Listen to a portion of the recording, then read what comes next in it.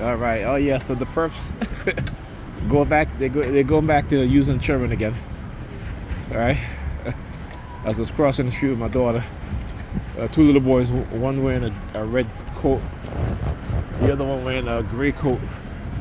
The one in the red coat ran in front of me, kind of cut me off, and I almost bumped into him. I'm just like, Jesus, these people, right? I'm like, yeah, using their children, radicalizing their children, man. I have to tell you, shit is hilarious. Shit is hilarious. Those are the two colors I just mentioned. See? This is what they do. Using color, weaponization of color, brainwashing. All right. So when somebody brainwashed, well, you know, their asses is being brainwashed too anyway. They just don't see it that way because they have a lack of understanding of psychology, how psychological manipulation works. Radicalization is a form of brainwashing. All right, whether it be in a religious institution, or whether it be in sports or what have you, it is a form of brainwashing. You ever see people who, when they have a favorite football team and the team lose, some of them act out in violence, right? Because again, that they, in their mind, they have a strong emotional attachment to a team, just like your emotions, right? Except it doesn't really affect them personally. You know what I'm saying?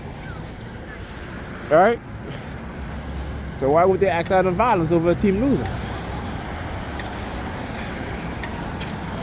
Okay, you gotta understand the human psyche and how anchors and triggers are used within sports. Sports teams, their owners also use psychology, right? They use psychology to manipulate people, not just because people want to become fans of sports team, but they will pay hundreds of dollars for a ticket when they know that you know, they shouldn't do that, right? But because again, they will sacrifice a lot of things just to go watch people play sports. Okay? This is why you have scalpers, and scalpers, they charge, you know, 2 or 3 times the price of a ticket, and people would buy it.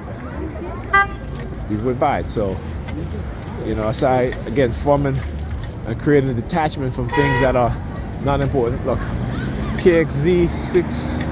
Oh, that's not 232. It's 23. Jumping the gun there. Jumping the gun. But yeah.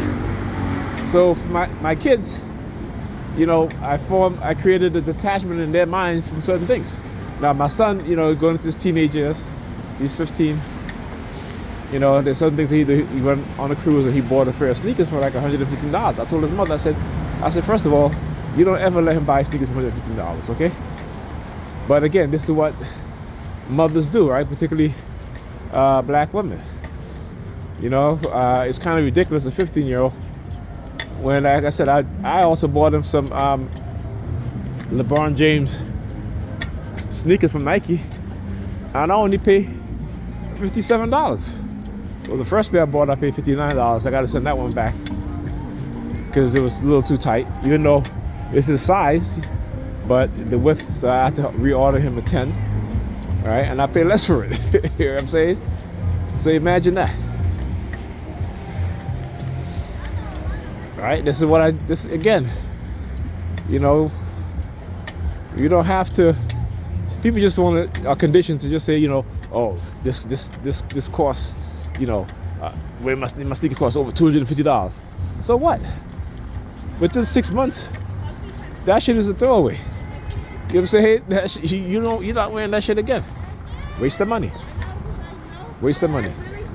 But I understand how psychology is used to form and create attachment to things. All right, now there's certain things that we are going to be attached to. Our parents, you know, particularly if you have good parents, you know, your siblings, right? Your friends, you know what I'm saying? You know, guys, we love to play video games. We love to be our computer or gaming system. You know, we have some form of attachment to that. Right? Celebrity worship, I don't do. I have no attachment to celebrity worship. Sports team, I don't watch sports anymore. Ever since they destroyed the career of Colin Kaepernick, I've never watched sports. I might watch highlights and clips of certain sport game. But in terms of sitting out in front of a TV for 2 hours watching sports or all day on a Sunday, nope, don't do that anymore. Once they showed me that, you know, and also Kyrie Irving. So once they showed us that as black men, you know, we can't have any sort of, we can't protest the killing of our people, and because, you know, these are well-paid athletes, that they're supposed to remain silent when atrocities taking place across America against their very own people. You know, some people make the excuse, well, you know, well, I support the team. That's not the point. So you would rather support a sports team than support the people that look like you, the people who are disenfranchised, the people who are brutalized every single day, people who are murdered every single day, right? And the police will always find justification. Oh, he made his hands like a fist. Oh, he looks suspicious. Or I asked him to get his wallet, and he went to get his wallet, and it was like he's reaching for a gun, so I shot him. Or he was lying on the floor, ground with his hands up, but he looks threatening, so I shot him. They will always find justification. So it doesn't matter what you do. One thing I will not do is to continue certain conditioning in my mind that they have done, and to detach myself from these things. And I try to do the same thing with my kids. No celebrity worship, no materialistic worship, you know, and to be who they are, and to teach them so they can have a critical mind, right? Now, it's kind of hard when you have the other parent who's not even a critical thinker, but you know, like I said, it's how we're conditioned. Very few of us can actually break out of that conditioning stage. Okay, 80% of people in America don't think, right? You heard the saying, right? And the 10%, the 90, I think they say 90%, and the other 10% they're trying to wake everybody up. That's the reality. And yeah, talk to you guys in the next video.